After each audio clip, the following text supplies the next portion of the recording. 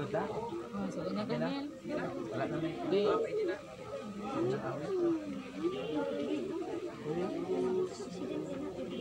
Matutulog ani kami karon, binuksan ang kasing-kasing sa imong pulong. Kay hinihining tigong imo kami gitawag, aron lamang mabuhi sa imong mga hatag. Aron lamang mabuhi sa imong mga hatag. Ang atong igsuon nga si Alexander nipahulay na sa kalinaw diha ni Kristo. Dawaton unta siya sa Ginoo didto sa lamisa sa mga anak sa Dios sa langit. Uban sa atong pagtuo ug paglaom, magampo kita alang kaniya. Magampo usab kita alang sa atong kaugalingon. Kita nga karon nagsubo tungod sa kamatayon sa atong igsuon. Mahiusa sa pagsugat kang Kristo sa dihang siya nga ang atong kinabuhi mupadayag sa iyang himaya. Karon atong panalanginan ang lubnganan. Ginoong Kristo sulod sa tulo ka adlaw nga naghigda ka dito sa lubnganan, imong gihimong balaan ang mga lubnganan sa tanang nagatuo kanimo, ug sa ingon mahimo kining timaan sa paglaom sa pagkabanhaw, samtang kini mipahiguna sa iyang patayng lawas. Dinhining lubnganan nagahangyo kami nga imong hatagan ug malinawong pahulay si Alexander nga among gilauman nga makaangkon sa mahimayaong pagkabanhaw. Among giampo nga makakita unta siya sa imong panagway, magpuyo diha sa imong kahayag ug makaila sa himaya sa Dios. Kini among gipangayo pinaagi ni Kristo among Ginoo. Amen.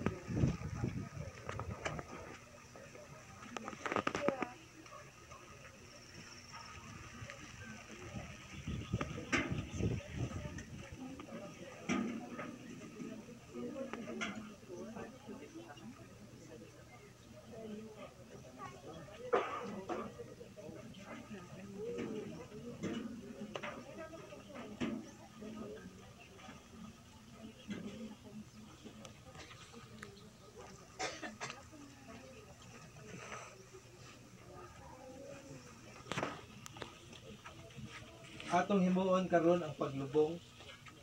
Sanglit ang atong makagahom nga Dios mitawag sa atong igsuon nga si Alexander. Gikan nining kinabuhi-an ngadto sa iyang kaugalingon. Itugyan ta karon ang iyang lawas ngadto sa yuta o sa iyang luna nga papahulayan. Kay kita gikan sa abo ug ngadto sa abo kita mobalik. Apan si Kristo mao ang unang nabanhaw gikan sa mga minatay. Nasayod kita nga banhawon sa atong Ginoo ang atong igsuon ug ang tanang nangamatay aron mahisama kaniya nga mahimayaon. Busa itugyan ta ang atong igsuon ngadto sa Ginoo. Dawaton unta siya sa Ginoo ngadto sa iyang kalinaw ug banhawon unta ang iyang lawas sa katapusang adlaw.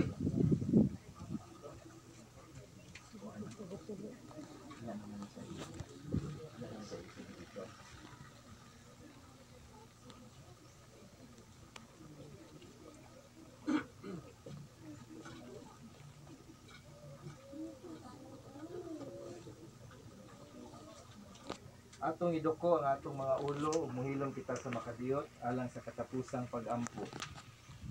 O Dios nga maluluy-on, nasayod ka sa among kasubok ug kahigwaos. Nagahangyo kami kanimo nga dunggo nimo ang among mga pag-ampo ug paminawon mo kaming imong katawhan nga nagasangpit kanimo. Lig-unon mo unta sa kanunay ang among paglaom.